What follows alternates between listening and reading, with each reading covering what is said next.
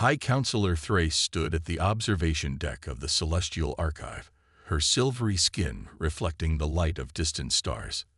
The weight of 18 years without a successful birth in the Concordat pressed heavily upon her shoulders. Below in the sprawling medical complex, another failed attempt at artificial reproduction had just been documented. High Counselor, Dr. Raven's voice carried a rare note of excitement as he approached, his crystalline data tablet gleaming. We found something extraordinary in the Earth surveillance data. Thrace turned, her luminescent eyes focusing on the chief geneticist. Their civilization, the Concordat, had achieved technological marvels beyond imagination, but they couldn't solve their own extinction crisis. Proceed, Doctor. Humans, he said, pulling up a holographic display. Their genetic structure is remarkably adaptable. Unlike other species we've encountered, they've maintained extraordinary reproductive capabilities despite their technological advancement. The display showed various human genetic markers, highlighting reproductive patterns that made Thrace's scientific mind race with possibilities. How did we miss this? We didn't consider them advanced enough to study until recently, Raven admitted. But their genetic diversity is unprecedented. They haven't engineered themselves into a corner like we did. They've allowed natural selection to continue its course. Thrace watched the data streams, remembering the decisions that led to their current crisis. The Concordat had spent centuries perfecting their genetics, eliminating diseases, extending lifespans, enhancing intelligence. But in their pursuit of perfection, they'd inadvertently engineered themselves into evolutionary stagnation. Assemble the council, she commanded, and contact Ambassador Zena. We need to establish diplomatic channels with Earth immediately. Within hours, the council chamber hummed with tension as 12 of the most powerful beings in the Concordat debated the implications of this discovery. Holograms of human genetic sequences floated in the center of the room, their complexity both beautiful and promising. This is unprecedented, Counselor Vale argued, his chrome-like skin reflecting the holographic light. To suggest we mix our carefully curated bloodlines with an emerging species. We don't have a choice, Thrace interrupted. Our last successful birth was 18 years ago. Our population has dropped below sustainable levels. Either we adapt, or we accept extinction. Ambassador Zena's hologram materialized in the chamber. The humans are unpredictable, she cautioned. Their emotional responses often defy logical analysis, but they're also remarkably adaptable. If we approach this correctly, they might be willing to help. And if they refuse, Vale demanded. Then we continue our current path to extinction, Thrace replied coldly. But I studied their history. Humans have a remarkable capacity for empathy, even toward species completely unlike themselves. If we're honest about our situation, they might surprise us. The council chamber fell silent as the implications settled in. Their civilization, built on the premise of genetic perfection, would have to admit its greatest failure to a species they'd previously considered primitive. We need to be careful how we present this, Raven advised. Humans are proud. If we approach them as superiors seeking to use them, they'll likely refuse. But if we approach them as equals, seeking their help. Thrace nodded, her mind already formulating plans. Prepare a diplomatic package. We'll need to be completely transparent about our situation. No hidden agendas, no manipulation. Everything we know about humans suggests they respond best to honesty. As the council dispersed, Thrace remained in the chamber, studying the human genetic sequences.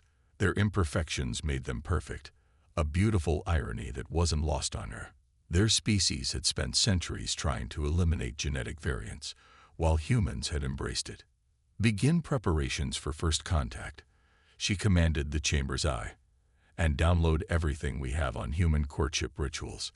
If we're going to ask them to help save our species, we need to understand how they form connections. The stars beyond the chamber's windows seemed to twinkle with new possibility. For the first time in 18 years, Thrace felt something she'd almost forgotten. Hope. Whether it would prove justified remained to be seen, but at least now they had a chance. As she left the chamber, her footsteps echoing through the crystalline corridors, Thrace couldn't help but wonder what the humans would think of their proposal. They were about to ask an entire species to help them rewrite the future of their civilization. It would either be their greatest triumph or their final humiliation. Either way, the next few months would change everything. Admiral Jonathan Pierce sat in his office at the United Earth Defense Command, staring at the holographic message from the Concordat. After reading it for the 5th time, he still couldn't quite believe what he was seeing. "They want us to what?" Admiral Pierce asked his chief xenobiologist, Dr. Reena Patel, who stood before his desk with an equally stunned expression. "To help them reproduce, sir," Dr. Patel replied, her dark eyes scanning the detailed genetic data the aliens had provided. "The Concordat's genetic engineering has led them to an evolutionary dead end. They believe human genetic diversity could be the key to their survival." Pierce leaned back in his chair, running a hand through his graying hair. "And they chose to send this request through military channels. They believe we'll understand the strategic implications," Dr. Patel explained. "Without intervention, their civilization will collapse within a generation. The power vacuum could destabilize the entire sector." The Admiral pulled up another hologram, this one showing the Concordat's territorial extent. Their empire spanned hundreds of systems, maintained peace across dozens of species. If they collapsed. "Have you verified their data?" "Every byte," Patel confirmed. "They've been completely transparent. Their genetic engineering created a population with extended lifespans, enhanced intelligence, and near-perfect health.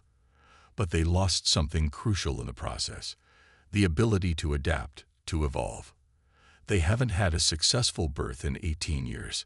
A chime announced the arrival of Ambassador Zena's hologram. The alien diplomat's silvery form materialized in Pierce's office, her luminescent eyes meeting his with an intensity that transcended species. "Admiral Pierce," she began, "I trust you've reviewed our proposal." "I have," Pierce replied carefully. "It's unprecedented." "As is our situation," Zena acknowledged. "We understand this request may seem strange, even inappropriate. But we've exhausted all other options. Our scientists believe human genetic material could reintroduce the variants we need to restore our reproductive capabilities." Dr. Patel stepped forward. "Your data suggests you've tried similar programs with other species." "All failures," Zena confirmed. "Humans are unique. Your species has achieved remarkable technological advancement while maintaining genetic diversity. You've found a balance we lost centuries ago." Pierce studied the alien ambassador. Despite her composed exterior, he detected something he never expected to see in a member of the Concordat: desperation. "What exactly are you proposing?" he asked. "A volunteer program," Zena explained. "We would select compatible individuals from both species, provide all necessary medical support and genetic counseling. Any offspring would have dual citizenship and full rights in both societies. And if we refuse..." Zena's form flickered slightly. "Then we accept our fate. We will not coerce or manipulate. If humanity decides not to help, we will understand. We've made many mistakes in our pursuit of perfection. Perhaps extinction is the price we must pay." The Admiral shared a look with Dr. Patel. The Concordat's honesty was both surprising and compelling. They could have tried manipulation, could have hidden their desperation behind diplomatic facades. Instead, they'd laid their vulnerability bare. "I'll need to consult with Earth's leadership," Pierce said finally. "This goes beyond military decision-making." "Of course," Zena nodded. "But please, convey the urgency of our situation. Every day we delay, our population decreases. We estimate we have less than 5 years before the decline becomes irreversible." After the ambassador's hologram faded, Pierce turned to Dr. Patel. "Your professional opinion." "The science is sound," she replied. "And the potential benefits go beyond saving their species. Think of what we could learn from this exchange. Their medical knowledge alone could advance human healthcare by centuries. Pierce nodded slowly. Draft a preliminary report for the Security Council. Include potential risks and benefits, both scientific and political. And Rena. Sir? Make sure to emphasize the humanitarian aspect. If we're going to convince people to help, we need to appeal to more than just strategic interests. As Dr. Patel left his office, Pierce found himself staring at the stars visible through his window. Humanity had dreamed of first contact for centuries, imagining all sorts of scenarios. But no one had ever imagined this, being asked to help save an advanced civilization through the most basic of biological functions. He began composing his message to Earth's leadership, choosing his words carefully. The fate of an entire species might depend on how well he could convey the gravity and urgency of the situation. Humanity faced a choice that would define their place in the galactic community. Would they extend a helping hand to a dying civilization, or would they stand aside and watch them fade into extinction? The answer would reshape the future of both species forever. The medical bay of the Concordat's Genesis station hummed with activity as Dr. Rena Patel reviewed the latest compatibility reports. 6 months into Operation Genesis, they had screened over 1,000 volunteers from both species, but successful matches remained rare. Another rejection, she muttered, watching as the holographic simulation showed cellular breakdown. Beside her, her Concordat counterpart, Dr. Raven, adjusted parameters on his crystal interface. The genetic variance is promising, he noted, but the protein markers aren't aligning. Perhaps if we... A sudden alert interrupted them. Down the hall, in one of the fertility pods, something unprecedented was happening. They'd rushed to the observation room, where Lieutenant James Harrison and his Concordat partner, Lyra, were undergoing their third attempt at conception. The monitoring systems pulsed with activity. Unlike previous attempts, the genetic merger was holding stable. Human and Concordat DNA were successfully combining, creating something entirely new. It's working, Dr. Patel breathed, watching the cellular division progress normally for the first time. The embryo is viable. Raven's crystalline fingers danced over the controls, confirming readings. Protein synthesis is stable. Mitochondrial function optimal. This could be our breakthrough.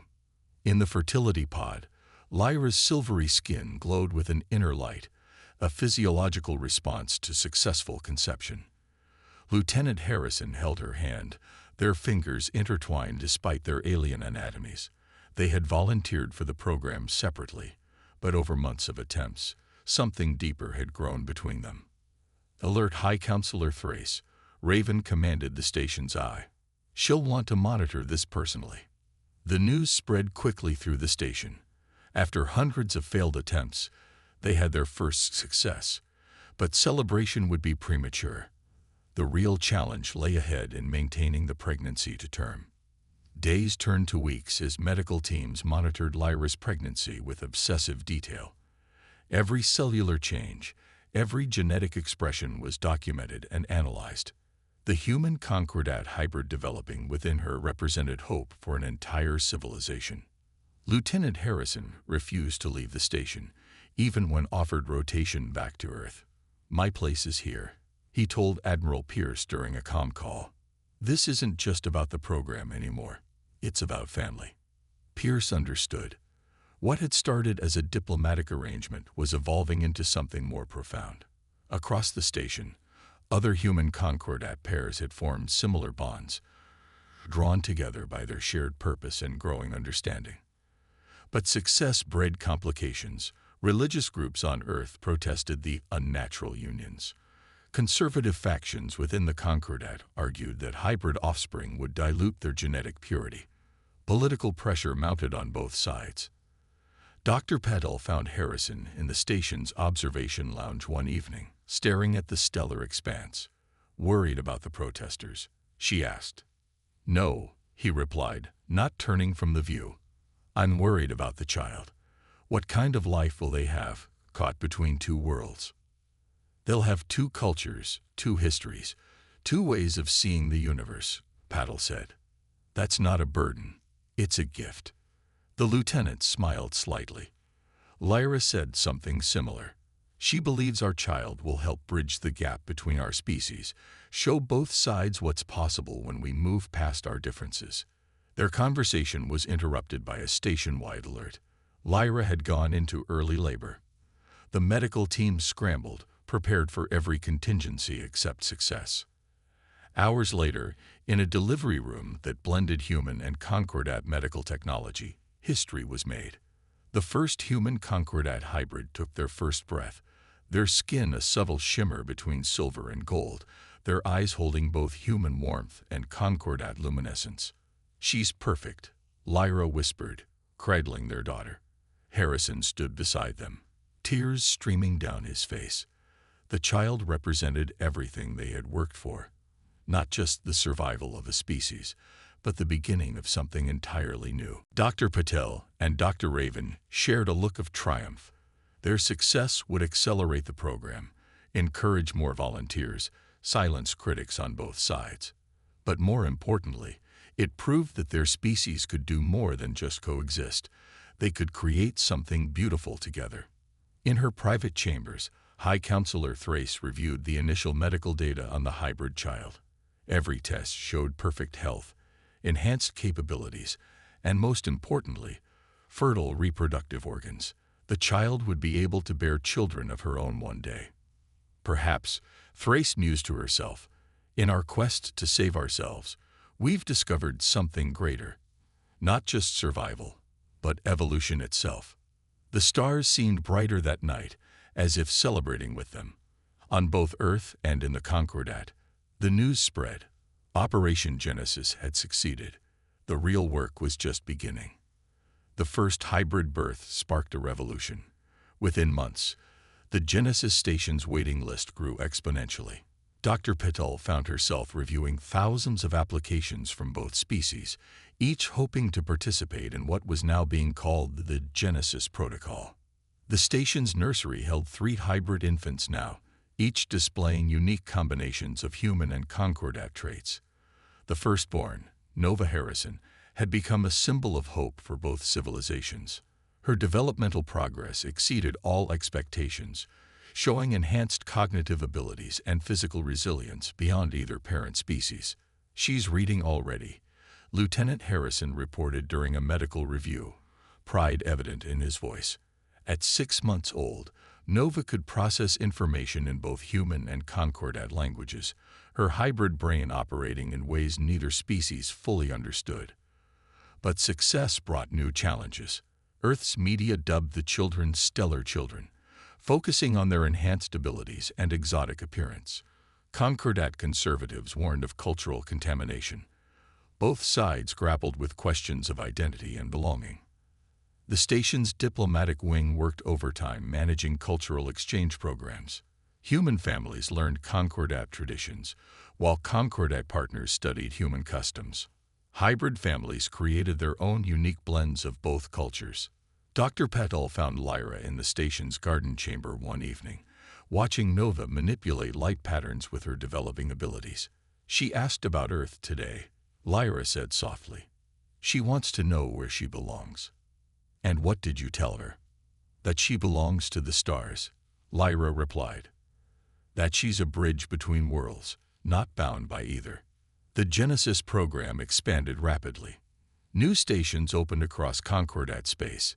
Each success strengthened the bonds between species. Humans brought creativity and adaptability to the rigid concordat society, while the concordat offered technological advancement and cosmic perspective to their human partners. But not all changes were welcome. Traditional power structures in both societies faced challenges from these new hybrid families. They demanded recognition, rights, and representation. The children themselves showed no interest in maintaining old prejudices or limitations. High Counselor Thrace faced increasing pressure from conservative factions. "We sought survival," one elder argued, "not revolution." "Perhaps we needed both," Thrace responded, watching a hologram of Nova leading other children in games that blended human imagination with concordat precision. "Our civilization had become stagnant. These children aren't just saving our species, they're evolving it. On Earth, Admiral Pierce defended the program before the Security Council.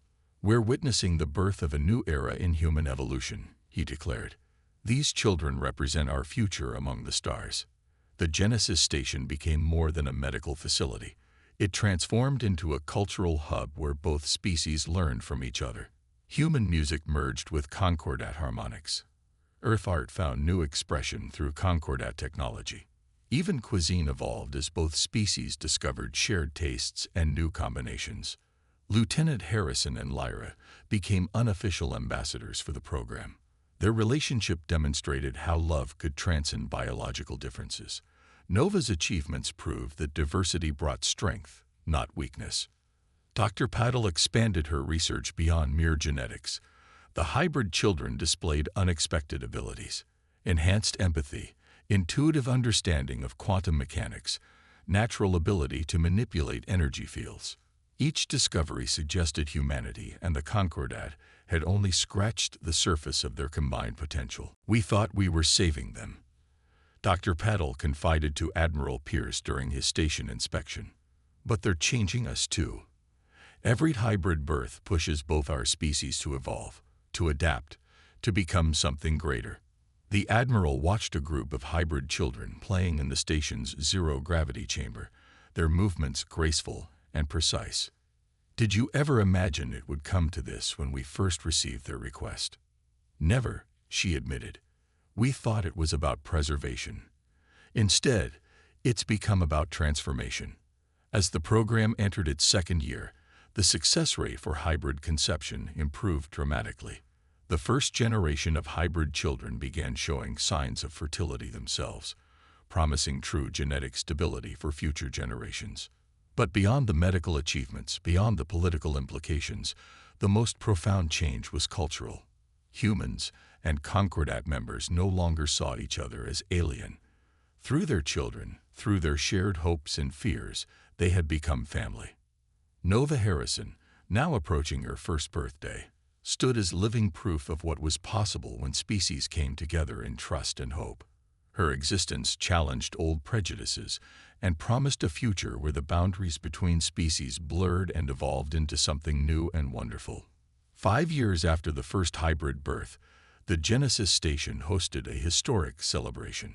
Hundreds of hybrid children gathered in the grand observation deck, their shimmering forms a testament to the success of the program. Nova Harrison, now 5 years old, stood at the podium beside High Counselor Thrace and Admiral Pierce. "Today marks not just the salvation of the concordat," Thrace announced, "but the birth of a new civilization." The statistics spoke for themselves. Over 5,000 hybrid children now live throughout concordat space and Earth. The fertility crisis had ended. More importantly, these children had developed abilities that transcended both parent species. Nova demonstrated by creating a complex light sculpture in the air, her manipulation of quantum fields far exceeding concordat capabilities. Other hybrid children showed similar advances: enhanced telepathic abilities, intuitive understanding of space-time mechanics, and unprecedented emotional intelligence. Dr. Patel's research team had documented these evolutionary leaps. The combination of human adaptability and concordat precision has created something extraordinary, she explained to the assembled dignitaries. "These children represent the next step in both our species' evolution." The Genesis program had expanded beyond its original scope. What began as a desperate bid for survival had evolved into a voluntary exchange program between civilizations. Mixed communities flourished on both Earth and concordat worlds. The rigid barriers between species dissolved as families intertwined. Lieutenant Harrison, now Ambassador Harrison, addressed the gathering. 18 years ago, the concordat faced extinction. Today, we celebrate not just their survival, but the birth of a shared future. Our children don't see themselves as human or concordat. They are children of the stars. The success had ripple effects throughout the galaxy. Other species began exploring genetic cooperation programs. The concept of rigid species boundaries gave way to a more fluid understanding of evolution and adaptation. High Counselor Thrace announced her retirement, passing leadership to a mixed council of human and Concordat representatives. Our greatest mistake, she reflected, was believing perfection meant uniformity. True perfection lies in diversity, in the endless possibilities that arise when different species come together in trust and hope. Nova's generation would face their own challenges. As the first of their kind, they would have to forge their own path, create their own culture. But they approached these challenges with the strengths of both parent species, human creativity, and Concordat wisdom. The celebration ended with a symbolic gesture. The hybrid children, led by Nova, created a massive aurora above the station, their combined abilities painting the cosmos with light. It served as a beacon, visible from both Earth and Concordat space, announcing the dawn of a new era. In the medical bay, Dr. Patel and Dr. Raven reviewed the latest genetic data. The hybrid population was stable, fertile, and continuing to evolve. What they had created would ripple through generations, reshaping the future of both species. "We did more than save a civilization," Dr. Patel observed. "We proved that evolution isn't just about survival. It's about transformation." As the aurora shimmered overhead, Ambassador Harrison and Lyra watched their daughter Nova lead her peers in creating new patterns of light. Their family represented everything the program had achieved. Not just the biological merger of two species, but the creation of something entirely new and wonderful. The stars seemed brighter that night, witnessing the birth of a new civilization that would carry the best of both worlds into the future. The 18-year crisis that had threatened to end the Concordat had instead sparked a renaissance, proving that sometimes the greatest achievements come from the darkest moments.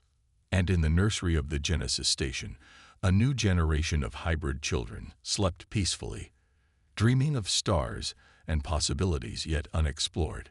They were the children of two worlds, but they belonged to the cosmos itself, their very existence a promise of what was possible when species came together in hope and trust. The end.